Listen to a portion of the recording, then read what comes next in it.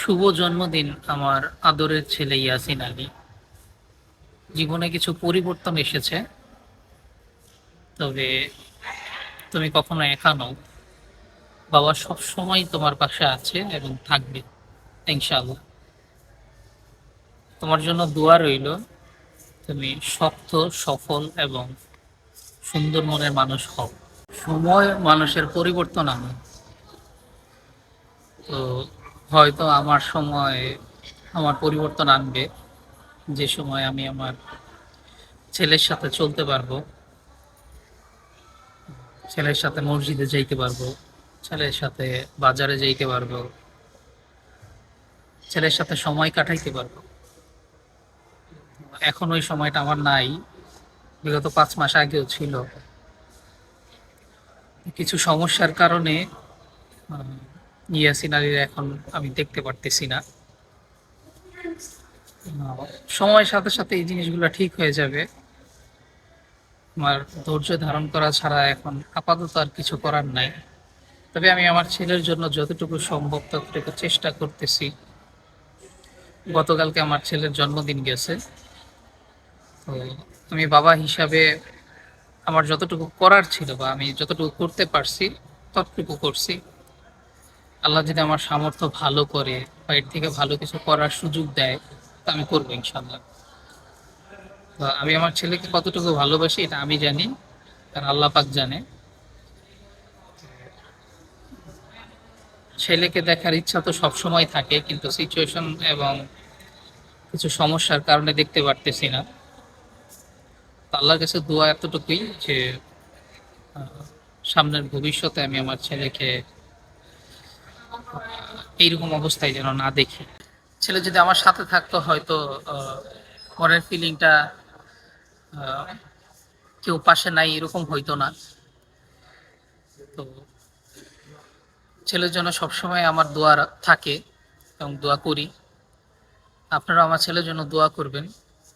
আমি গতকালকে আমার ছেলের জন্য যা যা অ্যাক্টিভিটিস গুলো করছি এইগুলো আমি রেকর্ড করছি।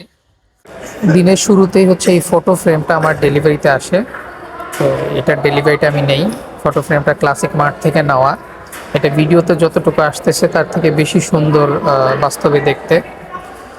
আর এরপর হচ্ছে আমি চলে যাই মসজিদের দান বক্সে দান করার জন্য। আমার ছেলের যেন সুস্থ থাকে এবং খুব তাড়াতাড়ি কথা বলতে পারে।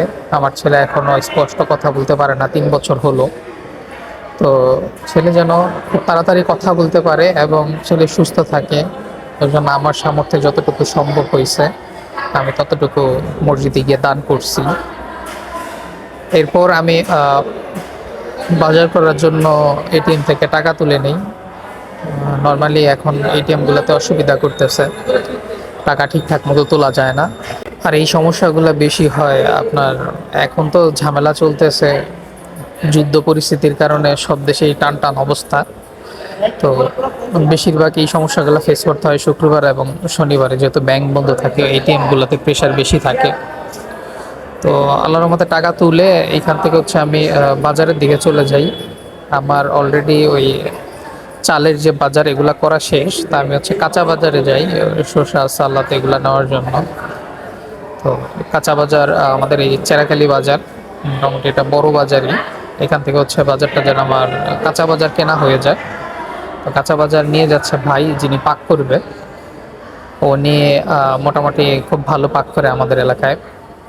তো এরপর হচ্ছে ইফতারের জন্য কিছু ফল নেওয়ার দরকার ছিল, তো আমি এখানে হচ্ছে আপেল, খেজুর, তরমুজ এগুলো হচ্ছে পারচেস করতে আসি।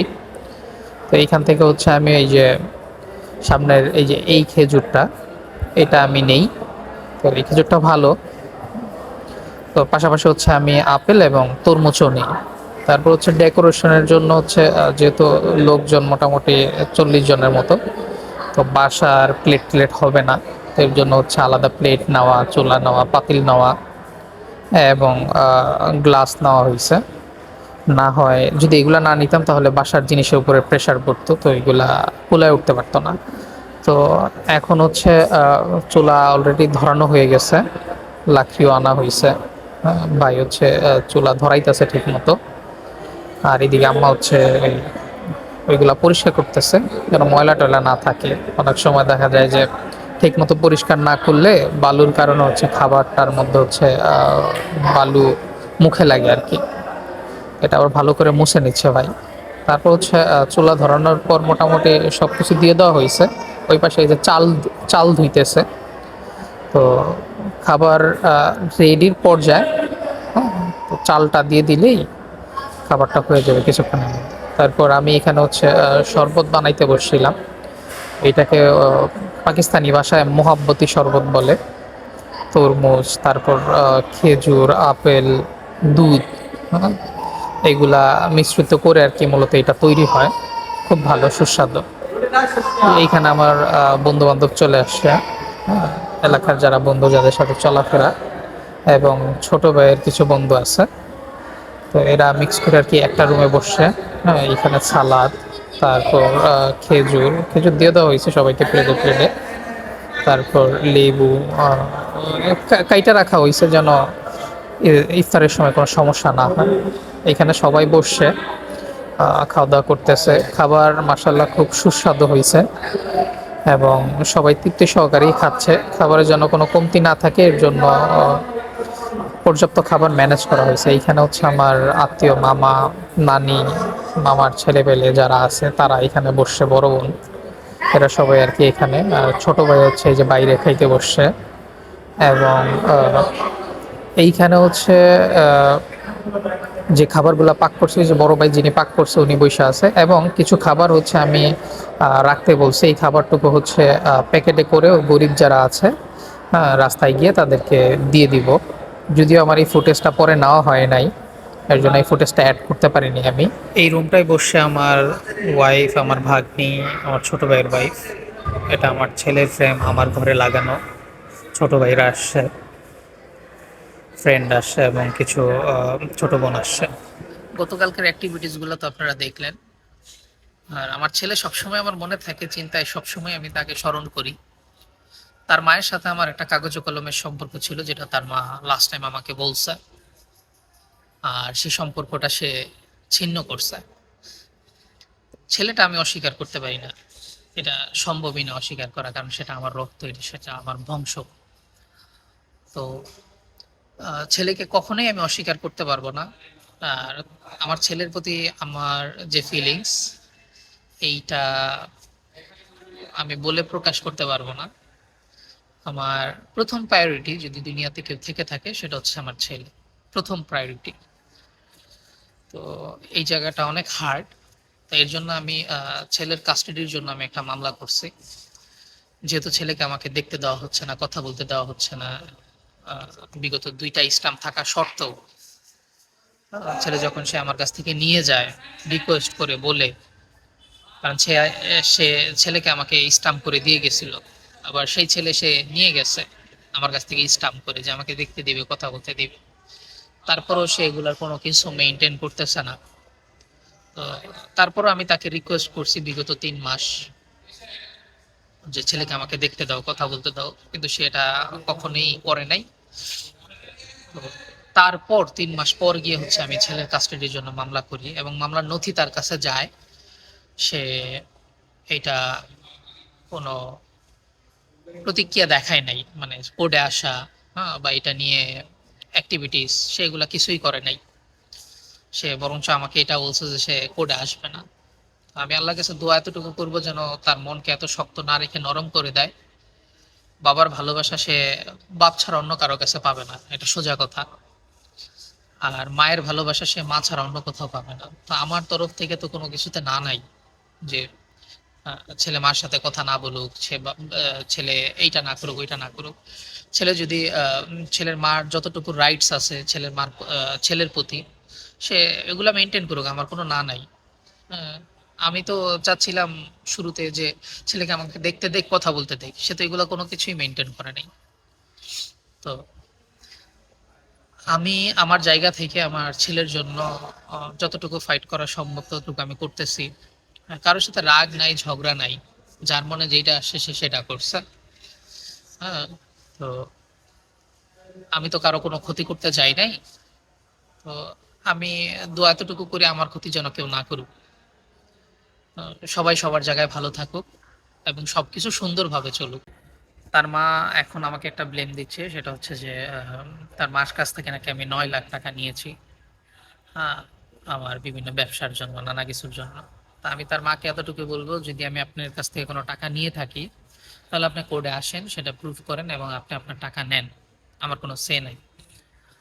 কিন্তু এই যে বারবার আমাকে ব্লেম করে, চোর সাব্যস্ত করে আপনি যে জিনিসগুলো ঘটাইতেছেন, হ্যাঁ, আমার মান সম্মান হানি করতেছেন ছাড়াছাড়ির পরও, এই জিনিসগুলো আমার কাছে মনে হচ্ছে না যে মোটেও ঠিক হচ্ছে। আমি এগুলোর কোনো প্রতিক্রিয়া দেখাচ্ছি না আপনাকে, কারণ আপনি আপনি আমার ছেলের মা। হ্যাঁ, আমি যদি এখন আপনার ব্যাপারে কোনো অ্যাকশনে যাই তাহলে এটা আমার ছেলের মায়ের ব্যাপারে অ্যাকশনে যাওয়া হবে। তো এইসব ভেবে হচ্ছে আমি চুপ হয়ে আছি। আপনি আমার এলাকায় এসে আমার সাথে ধস্তাধস্তি করছেন। এই ব্যাপারেও আমি কোনো অ্যাকশনে যাই নাই, কারণ আপনি আমার ছেলের মা। আমি এই জায়গাটা এখনো মেনটেন করতেছি, কিন্তু আপনি আপনার সাইড থেকে এই জায়গাগুলো এখনো কোনোভাবেই মেনটেন করতেছেন না। আপনি আপনার রাগ দেখাচ্ছেন। রাগ প্রতিটা মানুষেরই আছে। আপনি আপনার রাগ দেখাচ্ছেন, তার মানে এই না যে আল্লাহ আমাকে রাগ দেয় না, রাগ ছাড়া মানুষ বানাইছে আমাকে। তা আমি আমার রাগটা এখনো কন্ট্রোল করতেছি, আপনাকে বুঝাচ্ছি যে আপনি এইসব ধরনের কোনো রাগ দেখায়েন না, যে এই রাগে আমার মান সম্মান যাচ্ছে। হ্যাঁ, আমাকে নিয়ে পিছনে কথা উঠতেছে। তো আপনি যদি আসলে আমার কাছ থেকে কোনো টাকা পয়সা পেয়ে থাকেন তাহলে আপনি কোর্টে আসেন। কোর্টে গিয়ে আমাকে কোর্টকে এটা বুঝান যে আমি আপনার কাছ থেকে টাকা নিয়েছি। আমি যদি আপনার কাছ থেকে টাকা নিয়ে থাকি, 5 টাকাও নিয়ে থাকি, আমি দিয়ে দিব আপনাকে, সেটা যদি আপনি প্রমাণ করতে পারেন। তো শুধু শুধু কথা কেউ কাউকে আমরা না বলি। হ্যাঁ, কে কার জন্য কতটুকু করছে এটা আমরা একজন আরেকজনের জায়গা থেকে খুব স্পষ্ট জানি। তো ছাড়াছাড়ির পরে এইসব কথাগুলো না তুলি, কারণ আমি আপনার নামে কোনো কথা তুলতেছি না। যেসব পয়েন্ট আপনার আর আমার মধ্যে ঝামেলা হইতেছিল, এইসব পয়েন্টগুলো নিয়ে লাস্ট টাইম, এই পয়েন্টগুলো আমি কাউকে বলতে যাইনি, কারোর সাথে শেয়ার করতে চাইনি। তো আপনি শুধু শুধু আমার মান সম্মান হানি কইরেন না। হ্যাঁ, এগুলা কথা মানুষকে বইলেন না। আপনার জায়গায় আপনি ভালো থাকেন, আমার জায়গায় আমাকে ভালো থাকতে দেন। আপনাকে নিয়ে আমার কোনো ম্যাটার নাই এখন। মানে আপনাকে নিয়ে কোনো ব্যাপার নাই আমার ভিতরে। মানে একটা আছে না যে 7 বছর একসাথে ছিলাম, একজন একজন মিস করা, নাথিং। আপনাকে নিয়ে কোনো কিছু নাই। আপনাকে নিয়ে আমি কোনো ব্যাপারে ভাবি না, কোনো প্রয়োজনে আপনাকে নিয়ে আমার প্রয়োজন মনে হয় না। তো আপনি শুধু শুধু আমার ছেলের ব্যাপারটা নিয়ে আপনার সাথে আমার এই রেষারেষি ব্যাপারটা রাইখেন না। মানুষের সাথে কথা বলা, আমার ব্যাপারে নোংরা কথা বলা, হ্যাঁ, এগুলা কইরেন না। আপনার মন চাইছে আপনি আমার সাথে বিচ্ছেদে গেছেন, আপনার মন চাইছে আপনি এখন আপনার স্বাধীনতা মেনটেন করতেছেন। আমি এগুলা কোনো কিছুতেই আপনাকে বাধা দিতে আসিনি। তো এখন বাধা দিতেও যাব না। আপনি আপনার সাইড থেকে এগুলা করা বন্ধ করে দেন। আমি আহ, জোরপূর্বক বলতেছি না, আমি রিকোয়েস্টলি বলতেছি আপনাকে যে আপনি এগুলা বন্ধ করে দেন প্লিজ। তো ছেলের জায়গাটা ঠিক হোক, এটা আমার খুব জোর দোয়া এবং কোর্টের কাছে আবেদন। বাকি সামনের দিনগুলোতে কি হয় এগুলা আমার কপাল পুরোটাই। তো সবাই ভালো থাকবেন, সুস্থ থাকবেন। আল্লাহ হাফেজ।